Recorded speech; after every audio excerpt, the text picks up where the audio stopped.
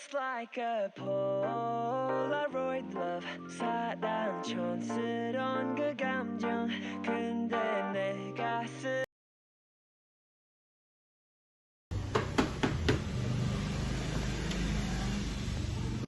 Assalamualaikum Ibu. Waalaikumsalam. Silakan duduk Nak. Silakan. Terima kasih Ibu. Ini dengan Nadayana ya yang dari kelas 11-1. Iya betul Ibu. Oh ya, bagaimana kabarnya hari ini? Alhamdulillah baik Ibu. Alhamdulillah. Kalau boleh Ibu tahu, apa kesibukan Nadayana? Kebetulan Bu, saya ikut eskul PMR dan ada perlombaan pada bulan depan. Jadi saya lagi sibuk-sibuknya Bu untuk latihan persiapan pada bulan ini Bu. Bagus, Ibu sangat suka sama siswa yang aktif dalam berorganisasi. Jadi sebelumnya apakah Nadayana tahu apa alasan Ibu memanggil Nadayana ke ruang BK? Saya tidak tahu Ibu. Oke baik, jadi begini, Ibu sebelumnya sudah mendapat laporan dari dua kelas kamu, katanya prestasi akademik kamu itu menurun. Apakah itu benar? Betul Ibu. Oh baik. Sebelum itu, apakah Nadayana sudah tahu apa itu konseling? Saya belum tahu Bu, apa namanya konseling. Oke baik, jadi pada hari ini kita itu akan melakukan yang namanya kegiatan konseling. Nah, kegiatan konseling sendiri itu adalah berupa arahan, bantuan dari Ibu kepada konseli atau kepada Nadayana untuk menyelesaikan permasalahan yang Nadayana alami. Apakah Nadayana sudah paham? Saya sudah paham Ibu. Oke. Apakah Nadayana pernah sebelumnya mengikuti sesi konseling? Belum pernah Ibu, ini pertama kali saya. Oh, pertama kali. Oke, jadi Ibu jelaskan sedikit lagi ya. Di dalam konseling itu ada yang namanya asas-asas. Nah, meliputi ada namanya asas kerahasiaan. Asas kerahasiaan sendiri itu dimana ketika Nadayana berbagi informasi atau berbagi cerita dengan Ibu, maka cerita itu tidak akan sampai ke orang lain, tetap hanya di antara kita berdua saja. Jadi Ibu harap Nadayana percaya dengan Ibu ketika nanti menceritakan permasalahan yang Nadayana alami ya. Iya Ibu.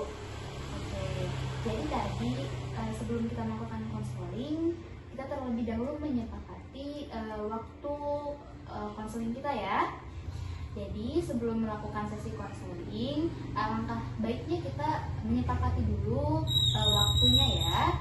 Jadi waktu pelaksanaan konseling itu sekitar 40 menit. Apakah Nadayana setuju dengan waktu tersebut? Sepakat Ibu. Oke, baik. Jadi kita langsung saja ya masuk pada konseling. Tadi katanya Nadayana itu prestasi akademiknya menurun. Nah, kalau boleh Ibu tahu apa yang menyebabkan prestasi Nadayana ini menurun? Saya pun merasa tertekan karena ada tekanan dari orang tua. Saya Bu selalu dibandingkan dengan kakak saya. Kakak saya ini secara akademik sangat sangat sempurna Ibu. Dan saya saya dipaksa untuk bisa setingkat dengan kecapaian didapat dari kakak saya Ibu. Jadi saya merasa tertekan Ibu. Oke, jadi Nadayana ini harus memenuhi tuntutan dari orang tuanya ya, yang tadi katanya harus lebih dari kakaknya dari segi prestasi akademik, jadi membuat Nak Dayana ini merasa tertekan ya begitu. Betul Ibu, saya dituntut jadi orang yang sangat perfeksionis, di mana saya harus melakukan tugas-tugas saya harus sangat sempurna, dan itu membuat saya tertekan Bu, karena terkadang saya ada rasa tidak mampu untuk mengerjakan tugas saya Ibu. Ya baik, Ibu paham apa yang Nak Dayana rasakan. Memang terkadang kalau kita dituntut di luar dari batasan kemampuan kita, itu rasanya sangat tidak nyaman, rasanya sangat tertekan, pasti itu ada. Baik, jadi Ibu akan menyarankan pada konseling ini kita akan melakukan yang namanya teknik rekonstruksi kognitif. Nah, oke, jadi coba Nak Dayana ubah pola pikir Nak Dayana yang negatif ini menjadi lagi positif. Nah, tadi kan bahwasannya Nak Dayana tidak harus menjadi seperfeksionis dari tuntutan orang tua Nak Dayana. Kemudian Nak Dayana ini memiliki batas kemampuan yang berbeda dengan kakaknya Nak Dayana. Jadi tidak dapat disamakan kemampuan dari orang lain dengan Nak Dayana. Coba itu tanamkan dalam pola pikir Nak Dayana bahwasanya saya tidak harus mengikuti tuntutan dari orang tua saya. Apakah bisa? Bisa Ibu, jadi saya harus menanamkan bahwa saya tidak harus selalu sama dengan kakak saya, karena batas kemampuan orang berbeda-beda. Betul begitu Ibu? Iya, betul.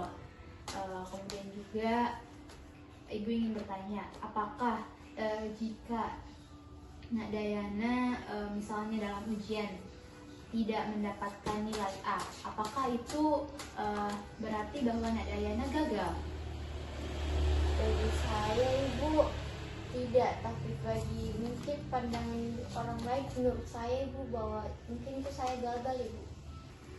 Oke, baik Nak Dayana. Sebelumnya Ibu ingin bertanya sama Nak Dayana, apakah permasalahan ini pernah Nak Dayana ceritakan dengan orang lain? Sebelumnya tidak pernah Ibu, karena saya merasa bahwa saya takut dianggap gagal sama orang lain Ibu, dan saya juga takut sama orang tua saya membicarakan masalah saya Bu kepada mereka, karena mereka pasti tetap menuntut saya untuk terus perfeksionis Ibu. Oke, baik. Tapi menurut Nak Dayana sendiri, ketika Nak Dayana menceritakan ini kepada orang tua Nak Dayana, dan respon dari orang tua Nak Dayana itu malah berbanding terbalik, dalam artian maksudnya baik terhadap Nak Dayana, bagaimana? Berarti pandangan saya selama ini salah Ibu. Pemikiran-pemikiran negatif saya ini mungkin tidak selamanya benar. Oke, baik. Nak Dayana di sini perlu coba komunikasikan dulu dengan orang tua Nak Dayana terkait permasalahan yang Nak Dayana alami. Nah, supaya orang tua Nak Dayana ini paham bahwasanya Nak Dayana ini memiliki kemampuan yang berbeda dengan kakaknya Nak Dayana, tidak bisa disamakan. Apalagi tuntutan perfeksionis terhadap akademik Nak Dayana. Jadi saya harus komunikasikan terlebih dahulu kepada orang tua saya Ibu. Iya, betul. Coba nanti komunikasikan pelan-pelan dulu, jangan terlalu terburu-buru, dan coba dengan tenang. Baik Ibu. Oke, jadi dari keseluruhan kegiatan konseling kita pada hari ini, apakah ada yang ingin ditanyakan pada Ibu? Sudah tidak ada Ibu, karena sudah cukup jelas. Oke. Nah, Ibu ingin kamu coba simpulkan kegiatan konseling kita. Baik Ibu, dari apa yang saya dapatkan tadi Ibu, bahwa menanamkan pada diri saya bahwa semua orang itu memiliki batas kemampuan yang berbeda. Kita tidak boleh samakan diri kita pada orang lain. Lalu saya harus mengubah pemikiran negatif saya terkait tanggapan orang lain yang sebenarnya itu hanya terkaan saya, Ibu, dan tidak semestinya terjadi. Dan yang terakhir, Bu, saya harus komunikasikan dengan perlahan kepada orang tua saya bahwa saya ini tidak harus selalu perfeksionis, Ibu, dalam mengerjakan tugas-tugas saya. Baik, berhubung waktu sesi konseling kita juga sudah mau habis ya, alangkah baiknya kita mengakhiri sesi konseling kita pada hari ini. Jika nanti Nadayana masih ingin mengkonsultasikan sesuatu dengan Ibu, jangan ragu untuk datang ya temui Ibu. Baik, Ibu, terima kasih banyak, Ibu, sudah mendengarkan cerita saya. Ya, sama-sama Nadayana. Nadayana tetap semangat ya. Tetap tingkatkan prestasi akademiknya ya. Baik, Ibu. Ya, oke. Saya izin kembali ke kelas, Ibu, Iya, karena Nak. sudah ada pelajaran. Oke. Assalamualaikum, Ibu. Waalaikumsalam. 알고도 빠지